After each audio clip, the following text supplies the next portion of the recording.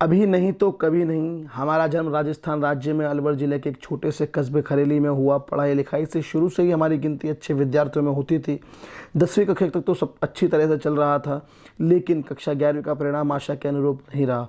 हमारे परीक्षा परिणाम से पिताजी काफ़ी निराश हुए। वो हमेशा से हमें एक मैकेनिकल इंजीनियर देखना चाहते थे, फिर भी उन्होंने हिम्मत नहीं हारी। हमारे परिवार के गुरुजी और पिताजी के कुछ मित्रों की सलाह पर हमको कक्षा 11 में दोबारा पढ़ाया गया और इस बार परिणाम बहुत अच्छा रहा।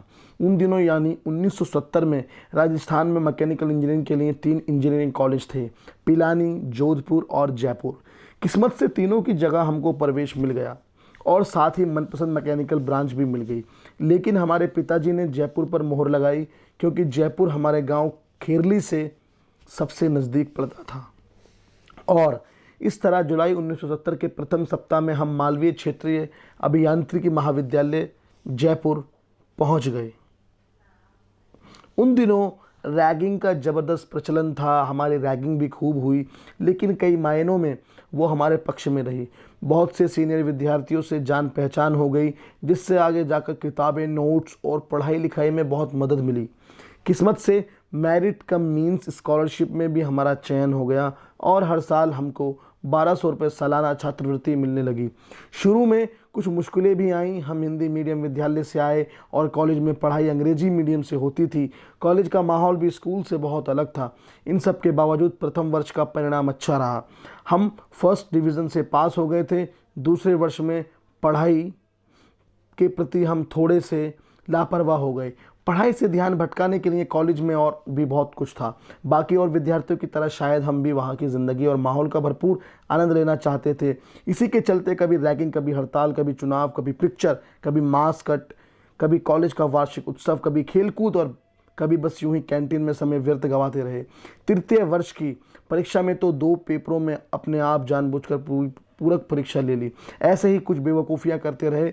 ये तो गोविंद की कृपा रही कि हमारे कॉलेज में सिर्फ एक ही लड़की पढ़ती थी और वो भी हमसे 3 साल सीनियर थी, वरना इश्क विश्क के चक्कर ने तो कहीं का भी नहीं छोड़ा होता। इस सब में पता ही नहीं चला कब और कैसे 4 साल बीत गए। आप सबकी जानकारी के लिए यहाँ ये बताना ज़रूरी है, चूँकि उन दिनों इंजीनियरिंग कॉलेज में प्रवेश 11वीं कक्षा के बाद होता था, इसलिए इंजीनियरिंग का स्नातक होने में 5 साल लगते थे। साथ ही फाइनल परीक्षा के बाद मिलने वाले अंकों की गिनती थोड़े अलग तरीके से होती थी। 5 साल की मिलाकर एक अंक तालिका बनती थी, जिसमें प्रथम वर्ष में 20%, द्वितीय वर्ष में 40%, तृतीय वर्ष में 60%, चतुर्थ वर्ष में 80% और आखिरी यानी 5वें वर्ष के 100% अंक मिलते थे। छुट्टियां खत्म हो गई थी और 5वें यानी आखिरी वर्ष की पढ़ाई अभी शुरू ही हुई थी। एक दिन शाम को सभी मित्रों के साथ बैठकर अपने भावी जीवन, नौकरी और साक्षात्कार आदि की बात कर रहे थे। उसी बातचीत के दौरान पता लगा कि कुछ अच्छी कंपनियां फर्स्ट डिवीज़न से नीचे वालों को साक्षात्कार के लिए भी नहीं बुलाती। चतुर्थ वर्ष के अंत तक हमारा परीक्षा परिणाम बहुत ही औसत स्तर तक पहुंच गया था। हमारे लिए ये चिंता का एक बहुत बड़ा कारण था। अचानक ही आंखों से नींद गायब हो गई और बार बार एक ही ख्याल आता कि अब हमारा क्या होगा। हमने खुद ही अपने पैरों पर कुल्हाड़ी मार ली थी। मैकेनिकल इंजीनियरिंग में कुल 27 विद्यार्थियों का बैच था। अंक तालिका के आधार पर पूरे बैच में हम 25वें नंबर पर पहुंच गए थे। हमारे मित्रों में मैकेनिकल के हम 4 मित्र हमेशा साथ रहते थे। छात्रावास में भी हमारे चारों के कमरे आमने सामने थे। हम चारों में राम अवतार हमेशा प्रथम और मोहन तृतीय स्थान पर रहते थे। हमारी और श्याम की गिनती नीचे से होती थी। राम अवतार को हम सभी प्यार से गुरुजी कहते थे। पढ़ाई में अव्वल होने के अलावा हमारे गुरुजी हमेशा सभी की हर संभव मदद करने को तत्पर रहते थे। एक दिन हमने अपनी दुविधा गुरुजी को बताई। हमेशा की तरह उसने एकदम सही राह सुझाई। कुछ नहीं बिगड़ा, अभी से पढ़ाई में लग जाओ और बस याद रखना, अभी नहीं तो कभी नहीं। गुरुजी की बात बिल्कुल सटीक थी। अगर सही कहें तो हमारे पास और विकल्प भी नहीं था। आर्थिक रूप से हमारे परिवार की हालत काफ़ी ख़राब थी। अच्छी नौकरी न मिलने की कल्पना से भी डर लगता था और सब कुछ सोच विचार कर हमने ठान लिया कि इस आखिरी वर्ष की पढ़ाई को गंभीरता से लेना ही होगा। अगर अभी नहीं तो कभी नहीं। उन्हीं दिनों एक दिन पिक्चर देखी, पवित्र पापी। पिक्चर में मुख्य किरदार केदार की भूमिका परीक्षित साहनी ने निभाई थी। बहुत ही दमदार भूमिका थी। किन मुश्किलों परिस्थितियों से गुजरकर कैसे केदार ने अपना लक्ष्य हासिल किया था। केदार के किरदार ने मुझे बहुत प्रभावित किया और अपने लक्ष्य के प्रति गंभीर रहने को प्रेरित किया। उस आखिरी साल में पढ़ाई लिखाई पर तो अपना पूरा ध्यान केंद्रित किया ही, लेकिन साथ ही और भी ऐसे कुछ क्षेत्र थे जिन पर काफ़ी ध्यान दिया। मसलन हमने पिछले 4 सालों में नेटवर्किंग पर कभी गौर नहीं किया था।